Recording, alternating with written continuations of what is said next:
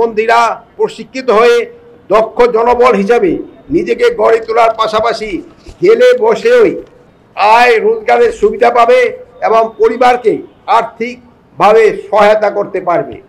বর্তমান অন্তর্বর্তীকালীন সরকার আন্তর্জাতিক মানের কারা ব্যবস্থাপনা নিশ্চিত করতে প্রতিজ্ঞাবদ্ধ।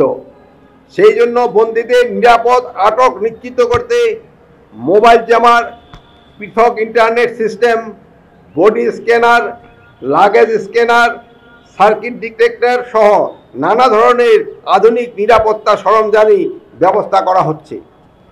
বর্তমানে বাংলাদেশ প্রিজনসকে কারেকশন সার্ভিস বাংলাদেশ হিসাবে রূপান্তরের যে প্রক্রিয়া চলছে তা শুধু একটি নাম বা পরিবর্তন নয়, এটি একটি দৃষ্টিভঙ্গির পরিবর্তন।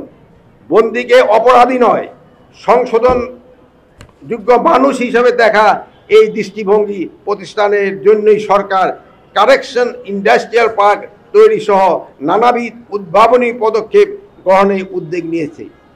সেখানে বন্দীরা প্রশিক্ষিত হয়ে দক্ষ জনবল হিসাবে নিজেকে গড়ে তোলার পাশাপাশি জেলে বসেই RICL TMX যুগের পর যুগ স্থাপনা থাকে মজবুত, আয় রোজগারের সুবিধা পাবে এবং পরিবারকে আর্থিকভাবে সহায়তা করতে পারবে। এটি বাংলাদেশের জেলের জন্য একটি যুগান্তকারী পদক্ষেপ হিসাবে পরিগণিত হবে বলে আমি আশা প্রকাশ করছি। সময় হচ্ছে সংস্কারের। বর্তমানে অন্তর্বর্তীকালীন সরকার একটি সংস্কারমুখী সরকার। প্রধান উপদেষ্টা ডক্টর মোহাম্মদ ইউনূসের নেতৃত্বে আমরা এই লক্ষ্যে কাজ করে যাচ্ছি। এরই অংশ হিসাবে আমরা কারাগারকে একটি রিফরমেটরি কারেকশন সেন্টার হিসাবে গড়ে তুলতে চাই। সরকার কারারক্ষীদের সাহসিকতা ও কর্মদক্ষতার স্বীকৃতিস্বরূপ বাংলাদেশ জেলমেটের প্রবর্তনের নীতিগত সিদ্ধান্ত গ্রহণ করেছে, যা অতি শীঘ্রই বাস্তবায়ন করা হবে।